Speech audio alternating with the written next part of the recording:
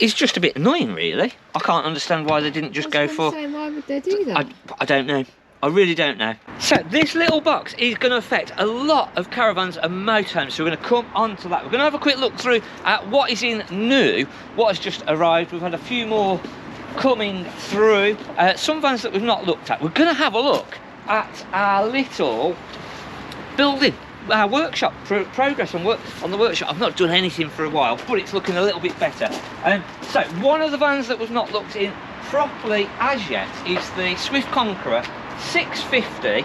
It's a 2018 and it's 18995. It's got four-wheel drive motor movers.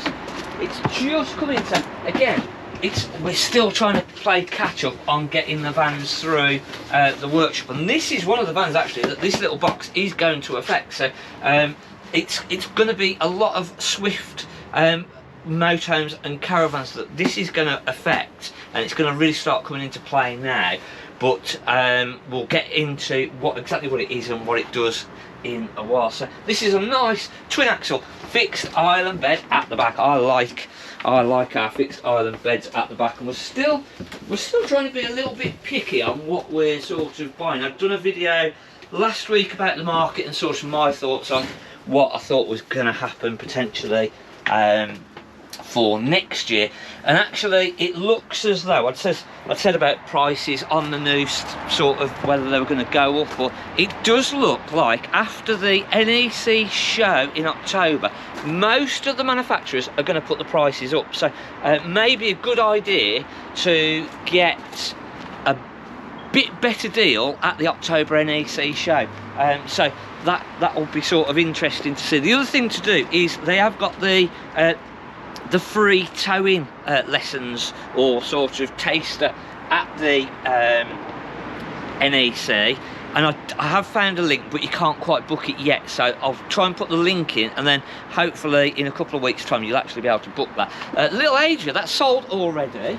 We didn't even get to look in that, did we? Nice little one, quite a compact little motor mover on there, so that literally again came in straight out. And we've got something in a minute. We're working our way around, and I don't know whether we've got the key, so it might be that I need to go and get the key for it, and we can have a look at the building in between. But we've got something a bit different that's just come in. So this is a Bailey Phoenix 644. So this is 2023, fairly newish van again. Nice lightweight, so only 1395. Just under 1400 kilos maximum. Nice, yeah. So yeah, nice side island bed, nice washroom at the back. We have got a few side island beds, so we're not really trying to buy too many side island beds at the minute. We're trying to buy more of the rear island bed. So it's a funny one this time of year, what we're buying and what we're not buying, but that's been all the way through, to be fair. Still got a nice couple of little two berths in, so a little two berth 2011 7995. So again, a nice little lightweight sort of two berth, seating at the front that makes into the double bed, and then your washroom at the back with a separate shower and toilet. So again, nice little one, sort of smaller, lighter, compact. If you're looking at getting into the market, that's quite a good little starting point. And again, if you've got electric cars, etc., 1271 maximum, so a good weight on there. The motorhome sort of camper race van conversion, I don't think it's open, but we'll see. We'll have a look. Oh, it is. So this has been a special build. So very, very different. Nice big sort of, not quite an L shape, but like pear-shaped leather seating, big bed at the back, and then this has got something really good, and I think what we sort of slipped up a little bit on our build is it's got the diesel hob. Yeah, I didn't even know that thing was existed. So we should have done that. We should have looked into that a bit more. So it's got the diesel hob in there, but this has also got a generator in the back, and I'm hoping that the rear is open and I can show you through the back doors. Nice little washroom on the side as well, so combined sort of shower and toilet unit.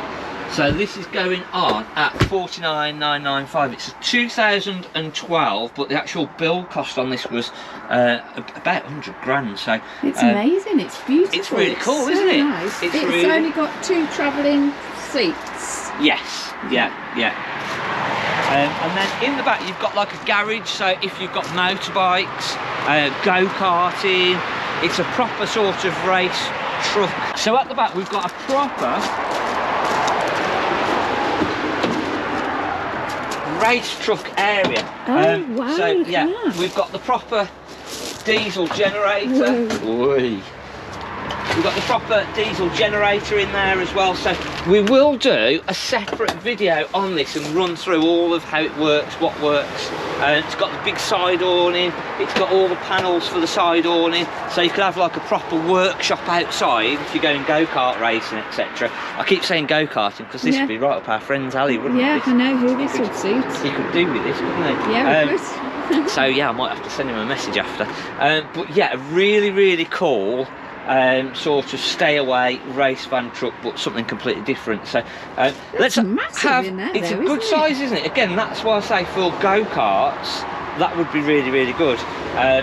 Motorbikes, I don't know that you get motorbikes in there. No, I don't know. See, it feels to me more like it's set up for go-karts. What did they use it for? I don't know. Do you know? I don't know. No, But I feel it's small for bikes. I feel that it would have been go-karts.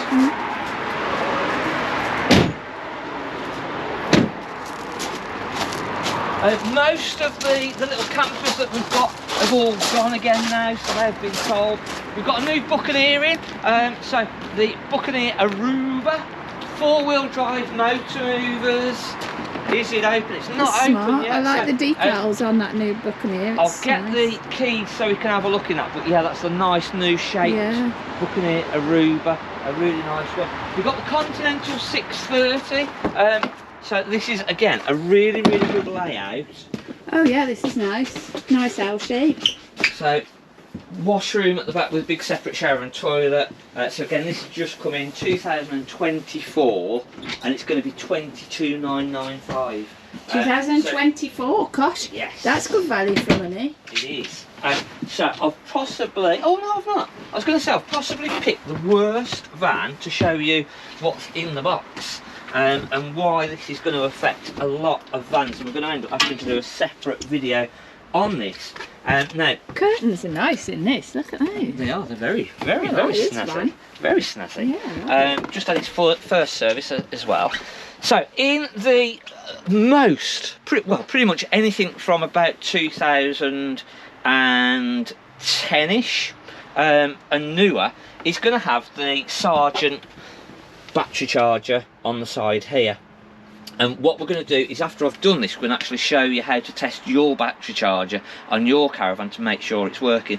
You can on your control panel, if you've got a voltmeter on there, it should be reading over 13 volts. So on your actual little control panel, once you've plugged into the mains electric and you've pressed your charger button, your battery indicator should be over 13 volts, and that's one way just off the control panel within the van without having to test separately to let you know that your control or your charger is actually doing what it should be doing. But I will show you another test afterwards.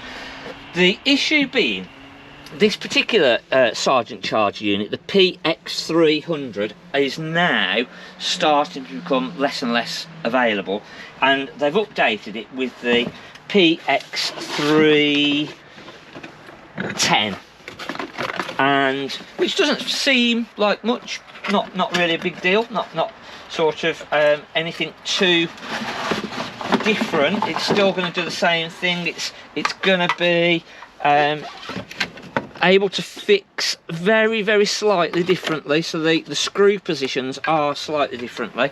Our mains connection is going to be exactly the same, so it's literally a plug and play for your mains. You just unplug that one and that's going to plug straight into here. Now the issue comes when we start to look at our 12 volt connections. On the PX300 that's fitted in here, connections into the charger unit was a 3-pin connector or a 3-plug connector like this one. They've now actually changed the connections on the new charger unit, which is just a bit annoying, really. I can't understand why they didn't just go for... Why would they do that? I don't know. I really don't know. So this is the replacement for the 300, and yeah, they've gone for a 2 and a single pin. So it now means you've got to muck about and alter all of the wiring, basically. So it comes with the new. So it comes with the new plug, but now we've got to cut this plug. And then add in our little indicator. So this basically just gives us a mains on indicator, which is what our little red wire over on the side is here.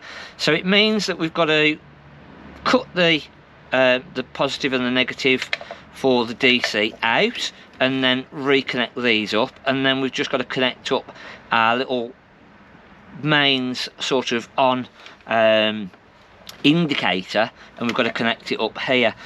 So it's not a big deal, but it is really, though. Yeah, it's. I don't understand why they've done it like that. I don't understand why they've done it like that. It's a bit, because your man that's got daft. the Caravan that needs a new charger in the old, well, not in the old days, but not so long ago, could just replace that plug and play completely. But now they've got to mess about with wiring. Yeah. So it just makes a 5-minute job into an hour's job. So all it does is cost the customer more money.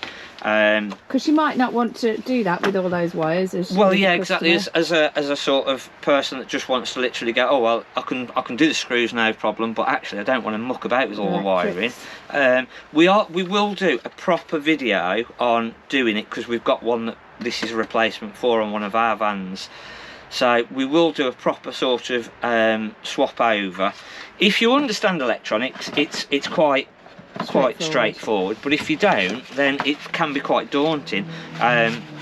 So we will do a proper video, show you how it can swap over, or how to do it, and then how to test it as well afterwards. But that is going to affect pretty much all of the newer Swift Caravans and Motorhomes. Whenever they need a new charger unit now, it's just going to be a real pain, because, as I say, there are a couple of those units still available, but it's getting less and less and less and less. It's just going to be old stock that people have got on the shelves that are available. But if they haven't got one of those available, you can't get one on the internet anywhere, you've got to go for that new PX310, and it is just a bit of a faff. I don't understand why they've done it like it.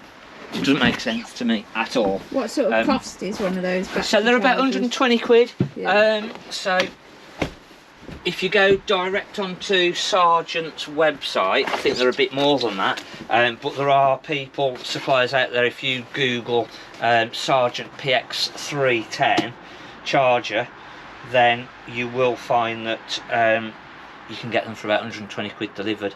So what have the Bailey's got in them? So they use a bit more complicated, and a bit more of a pain, but it is just literally a plug and play unit again. Right. So it's not Sargent. No, it's not a Sargent unit. They use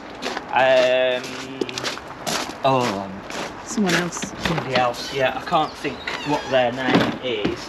And Bailey's one is basically built into this unit here, so you end up having to undo your screws on here, try and get this cover out, and then the actual charge unit just slides out of here, and then it should be, in theory, again a plug and play unit. Right. And it's got like a kettle plug, and sometimes if you've got a Bailey, your kettle plug might have actually just come out, so it's always making sure that first, before you buy a new charger, that kettle plug is actually plugged in and pushed in. And then also, if you're needing a new charge unit on your Bailey, have a look at the connections on the back, because sometimes they've got 2 wires and sometimes they've got 3 or 4 wires, so it depends how many wires. And again, that's the same on the Coachman's. Coachman use the same sort of charge unit as that. I'll try and find a picture just to show you. Quite easy to change, but there are a couple of variations of it, so you do have to be careful. We'll have a quick look at our workshoppy area. As I say, I've not done anything on it for about 2 weeks now, really. We've just been flat out with other things going on, because literally from here, all of this line down there is all sold. As we move over to the back side Everything, the Bailey, and then moving down here is all sold. We have got a couple of Part X's and we have got a couple of warranty vans there, but then everything else is sold. So you've got my worst place position look of the building there. This is probably the best view of it at the moment. So sort of a look. It looks somewhere near. It looks like it's not too much of a shanty town. So we've just got to get our roof on and then finish all the sidings and get that working sort of thing as it should be. So hopefully over the next couple of weeks, I've got a load of stuff, unfortunately, next week that we've got to do as well. So I'm probably not going to get time to do much on it then either. So we'll just have a quick look in the Conqueror 560, another rear island bed that we've had come in, and again we've hopefully got another couple of rear island beds. I've been trying my best to get some more rear island bed vans through. It's not the 560. I was going to say that's a challenge, isn't it? Conqueror. So this is the slightly newer 2022, I think it was, Conqueror 560 again with our washroom at the back, and again trying to get the cleaning sort of done on these. So this is 22,995. So this is the same van as the other one but newer, is it? No, so this is the single axle version. Oh, is it single? So this is single, the other one was twin axle. This is slightly newer, so the 2022. And then these are quite heavy again, because on a single axle this is 1714 kilograms, so quite a bit heavier, but you do then get sort of the bigger fridge freezer, and just the newer sort of Conqueror, obviously all Aldi central heating and a few other bits and pieces. So hopefully that has been a little bit more informative with the charge. So what we'll do is next week I'll try and actually do a video on replacing that charger, and then we'll show you how to check on your battery connections outside with a voltmeter, how to actually check whether your charger is working as well. And then next week we'll have some more tips in our Friday and Sunday's video as well coming up. So hopefully you've enjoyed this video. If you have, hit the like button, hit the subscribe button. Don't forget, go and check out our Facebook, our Instagram, our TikTok, see what Isabel's doing all over on those channels as well. And then we'll see you next week. Thanks for watching. I am Mark at the Caravan Place.